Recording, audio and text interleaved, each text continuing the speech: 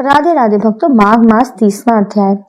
प्रेत और पिशाच की मुक्ति की कथाएं सुनाने के पश्चात महर्षि लोमश ने ब्राह्मण वेदनिधि से कहा, हे ब्राह्मण, पिशाच रूप धारित तुम्हारा पुत्र आग्नेय एवं पिशाच योनि धारणी समस्त गंधर्व कन्याएं यदि यहाँ से जल लेकर त्रिवेणी जल में स्नान करें तो इन सबको तत्काल ही पिशाच योनि से मुक्ति प्राप्त हो जाएगी।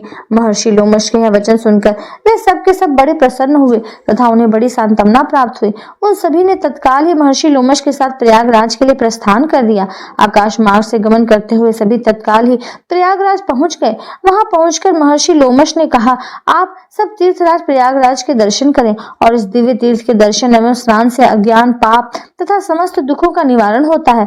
इसी पावन तीर्थराज प्रयागराज में यज्ञानुष्ठान करके श्री ब्रह्मा जी ने सृष्टि रचना की थी। इसी पावन तीर्थराज में स्नान करके देवादिदेव भगवान विष्णु ने श्री लक्ष्मी जी को प्राप्त किया था। गंगा जी की महिमा का वर्णन करते हुए महर्षि लोमश ने कहा, भगवान शंकर जी की जटाओं से अवतरित भागीरथी गंगा जी समस्त पापों, तापों तथा संतानों के संकटों को हरने वाली हैं। ये समस्त दिव्य भोगों एवं रिद्धियों सिद्धियों को देने वाली हैं। समस्त दुखों का निवारण कर दीर्घायु, पुत्र पौत्र आदि, धन, वैभव और सभी प्रकार के सुख प्रदान करने वाली है। सिद्धि की प्राप्ति के लिए समस्त सिद्धगण इन्हीं की सेवा करते हैं। ये भागीरथी गंगा जी स्वयं सुख तथा सर्वोत्तम ऐश्वर्य को प्रदान करने वाली है।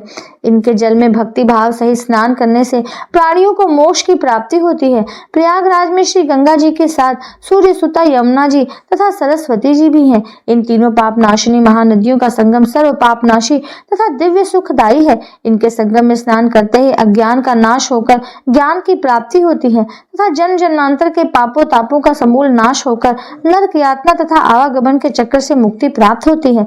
प्रयाग की महिमा की अन्य कथाएं सुनाते हुए महर्षि लोमश ने आगे कहा, अत्यंत प्राचीन काल में एक गंधर्व ने महर्षि ऋचिक की पूजा अर्चना में बाधा उपस्थित की थी। महर्षि ऋचिक ने क्रोधावेश में उस गंधर्व को श्राप देकर काक बना दिया था। तब वह गंधर्व इन्हीं तीर्थराज प्रयाग में स्नान करके काक योनि से मुक्ति पाकर पूर्ववत गंधर्व रूप को प्राप्त हो गया था। शास्त्र प्रमाण है कि सदैव से ही देवता तक प्रयागराज में अपनी मनोकामनाओं की पूर्ति के लिए यज्ञ, हवन, दान व स्नान करते रहे हैं। धन की कामना से अत्यंत प्राचीन काल में देवराज ने भी यहीं पर यज्ञानुष्ठान एवं स्नान किया था।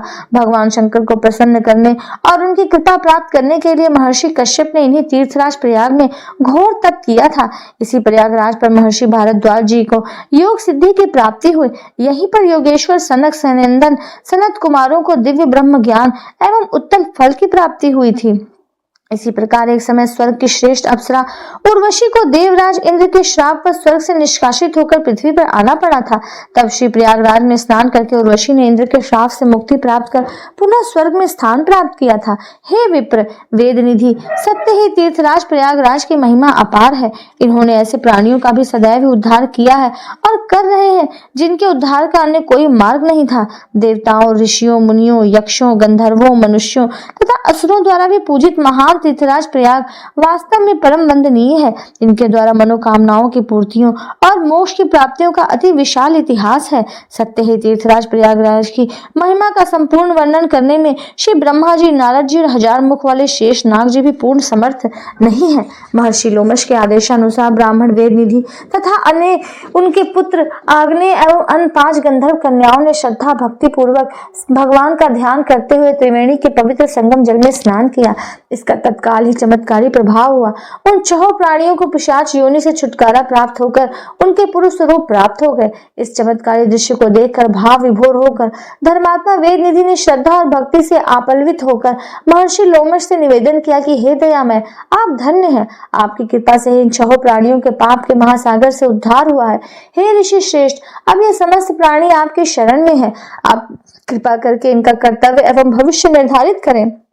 ब्राह्मण वेदनिधि का निवेदन सुनकर महर्षि लोमश ने कहा कि ऋषि कुमार आग्नेय अर्थात तुम्हारे पुत्र ने समस्त वेदों का अध्ययन पूर्ण कर लिया है। अतः अब यह इसके पश्चात कर्तव्यों का पालन करें। यह युवा है तथा गृहस्थ आश्रम में प्रवेश करने के योग्य हो गया है। अतः तुम्हारे पुत्र आग्नेय का अब यह कर्तव्य है कि वह विधिवत शास्त्रोक्त विधि से इन गंधर्व कुमारियों का प्राणी ग्रहण करे।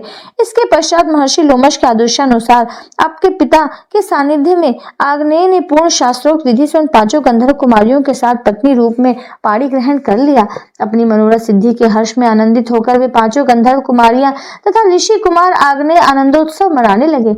ऋषि कुमार आग्नेय भी पूर्ण संतुष्ट एवं प्रसन्न था और गंधर्व कन्याओं के आनंद का तो पारावार ही नहीं था। कथाओं का समापन करते हुए महर्षि वशिष्ठ जी ने कहा, हे राजन, तीर्थराज प्रयागराज और माघ महात्म्य का यह दिव्य इतिहास अत्यंत पवित्र एवं मनोरम है। यह समस्त प्रकार के मनसा वाचा कर्मणा किए गए पापों का नाश करने वाला है। जो मनुष्य भक्ति भाव से इसका नित्य प्रति पाठ करते हैं उनके संपूर्ण मनोरथ पूर्ण होते हैं। इस पावन माघ महात्म्य का श्रवण करने के पश्चात गौ, वस्त्र तथा स्वर्ण के दान सहित पाठ का पूजन करना ब्रह्मतुल्य माना गया है। इस महात्म्य को सुनाने वाले ब्राह्मण का पूजन करना भगवान विष्णु के पूजन करने के तुल्य है। अपना जन्म सफल करने तथा सद्गति प्राप्त करने के इच्छुक प्रत्येक व्यक्ति को इस माघ महात्म्य का पठन, पाठन अथवा श्रवण पूर्ण श्रद्धा सहित करना मोक्ष प्राप्ति का सबसे सुगम और सटीक मार्ग है। ओम श्री प्रयागराज नमः। ओम श्री विष्णवे नमः। इति श्री पद्म पुराणे माघ महात्म्य 30वां अध्याय संपूर्ण। भक्तों, इस प्रकार से आज यह माघ महात्म्य संपूर्ण हुआ। मैंने आपको पूरे माघ मास के महात्म्य का वर्णन किया है। आशा करती हूँ कि आप इसको श्रवण करेंगे और लाभ प्राप्त करेंगे। इस महात्म्य को सुनने के पश्चात इसके निमित्त आप मंदिर में कुछ दान अवश्य करें ब्राह्मण, ताकि आपको इसका संपूर्ण फल प्राप्त हो सके। आशा करती हूँ कि आपने इससे संपूर्ण लाभ प्राप्त किया। और अधिक लाभ प्राप्त करने के लिए मेरे चैनल को सब्सक्राइब करें, वीडियो को अधिक से अधिक शेयर करें। नया वीडियो प्राप्त करने के लिए चैनल को सब्सक्राइब करें, बेल आइकन को प्रेस करें। अगला वीडियो आने तक के लिए नमस्कार, राधे राधे।